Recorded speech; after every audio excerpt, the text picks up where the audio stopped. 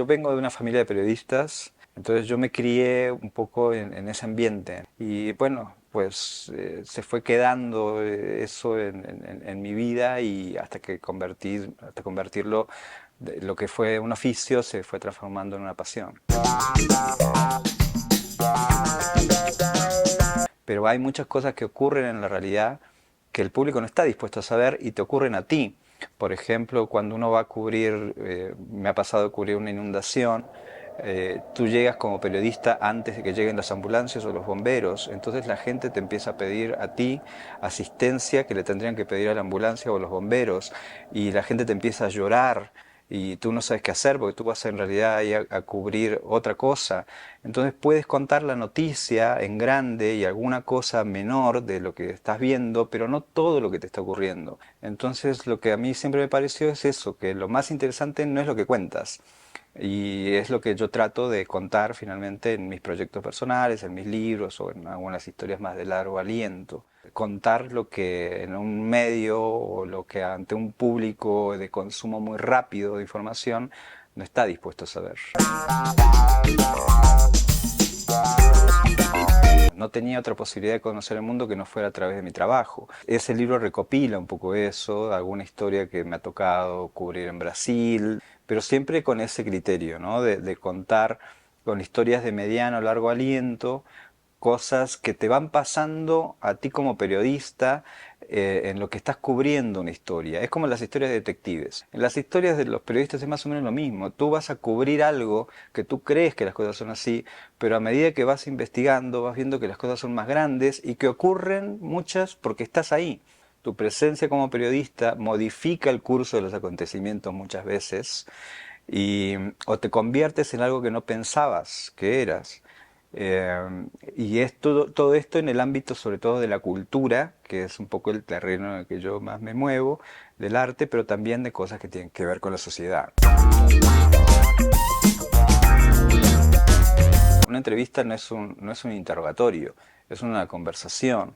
Entonces lo mismo con las personas cuando estás dispuesto como a relacionarte más que a sacar la información, entonces ya eso genera otro tipo de vínculo. Me pasó una vez, como ejemplo, en una crónica que hice con Diego El Cigala, que fue a Argentina a hacer su disco de tangos. Yo estaba en el cuarto con Calamaro y llega el Cigala y se encierra y empieza ahí a contar todas las dudas que tenía previas al primer concierto.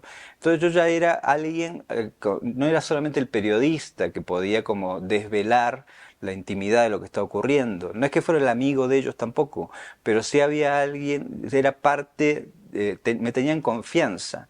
Entonces eso es lo que finalmente me interesa a mí cuando hago este tipo de trabajos, como integrarme de algún modo, no al grado de nunca voy a ser amigo del entrevistado, pero sí de tratar de generar un vínculo que a mí me permita esto que decíamos, contar el más allá de la historia, aunque también es verdad que muchas veces ese más allá no es lo que todo el mundo está dispuesto a saber o a enterarse. Qué ganas de llorar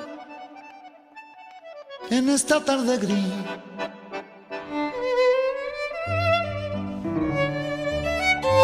Cuando yo tenía 15 años fue la Guerra de las Malvinas. Fue un momento muy complicado porque éramos muy chicos, no sabíamos absolutamente nada de la vida y a los 15 años estábamos planeando con mis amigos, por ejemplo, irnos a Uruguay para que no nos llamaran a filas, chicos que no habíamos ido ni a la ciudad de al lado, pensábamos escaparnos del país y de nuestras familias para que no nos llamaran a la guerra, cuando nuestras familias no, obviamente estaban muy entusiasmadas con el hecho de que fuéramos a la guerra. Entonces, en ese momento, imagínate, Argentina le hacía la guerra al país de donde eran todas las bandas que yo escuchaba. Led Zeppelin.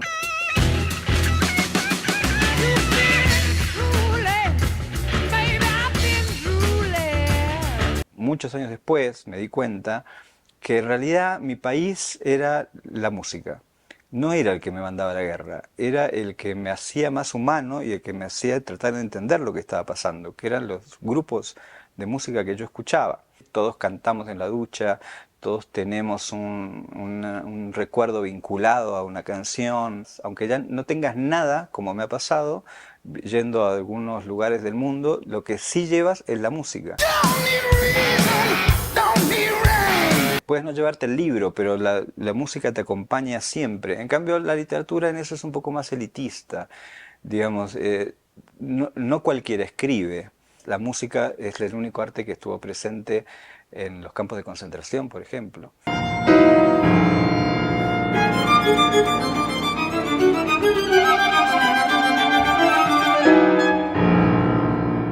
No tiene siempre este rostro tan amable la música, pero sí considero que es un arte, en mi caso, que me ha formado y, que me ha hecho la persona que soy.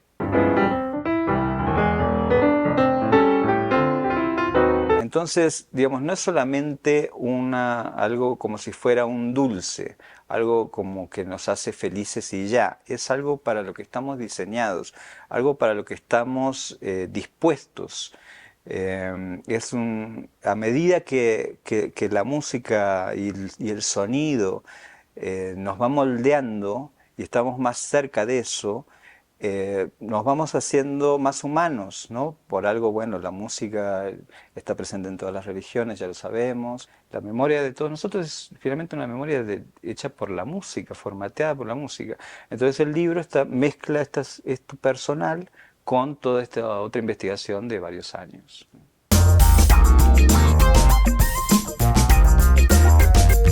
A mí me habían enviado con un grupo de otra gente, de parte del Instituto Nacional de Bellas Artes de México, a darle unos talleres a los deportados de Estados Unidos que llegaban a Tijuana para que ellos contaran sus historias, ¿no? Y hacer un libro con eso. Entonces yo iba todas las semanas durante varios meses y cada semana los encontraba peor y a muchos no los volví a ver porque la ciudad se los tragaba. Entonces yo me fui relacionando con toda esta gente y para mí era muy duro saber que yo como que los dejaba allá, porque estamos hablando de gente que vivía en la calle, estaban totalmente siempre muy cerca de drogas, era más barato comprar drogas que comprar comida. Necesitaban 50 pesos o 60 pesos para poder dormir en un albergue. Tenían que juntar eso por día, no tenían papeles, entonces no podían trabajar. La propia policía los perseguía. Entonces cuando termina este proyecto yo seguí yendo, ya pagándome yo todo. Yo solamente me dedicaba a trabajar, no veía a nadie. Entonces cuando regresaba a mi casa yo la veía a mi mujer y le contaba todo. Apenas llegaba le empezaba a contar todo y ella lloraba. Ella lloraba y me decía, ya no me cuentes más. Entonces para mí fue todo un tema convertir eso en una historia atractiva y no en una suma de tragedias.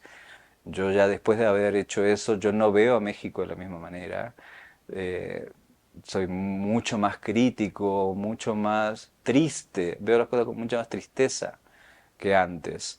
Y me gustaría que las cosas fueran muy distintas. Pero ese es un libro con el que yo tengo un vínculo que yo no lo he vuelto a abrir. Ni, digamos, me duele. Es un libro que me duele mucho.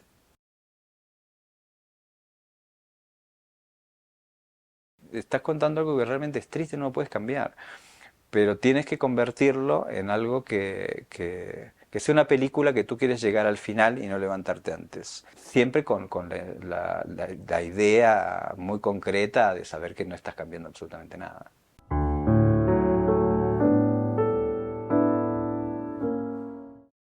Al pobre se le niega el derecho de elegir. El pobre, ¿por qué va a elegir el pobre? Que el rico tiene derecho a elegir, pero el pobre, todo lo que tú le das lo tiene que aceptar. El pobre no tiene derecho a decir, quiero algo distinto. Entonces, eso a mí, después de haber hecho todo este libro, por eso también yo tomé distancia, porque era como decir, todo lo que hice no sirve de nada, porque la gente sigue pensando igual o peor.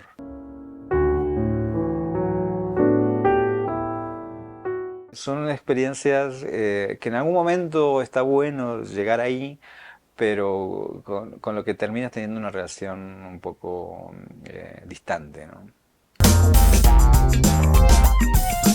Son dos proyectos, uno este de música y luego un libro de ensayos y de crítica, uno de, digamos, donde ahí toco temas como la cultura digital, por ejemplo, es uno, también algunos asuntos como de crítica literaria, que es el otro perfil que yo he tenido también, pues yo siempre he trabajado en revistas de cultura, eh, y ya la crítica literaria prácticamente no se ejerce y para mí es algo importante, entonces también lo vuelco un poco en ese otro libro.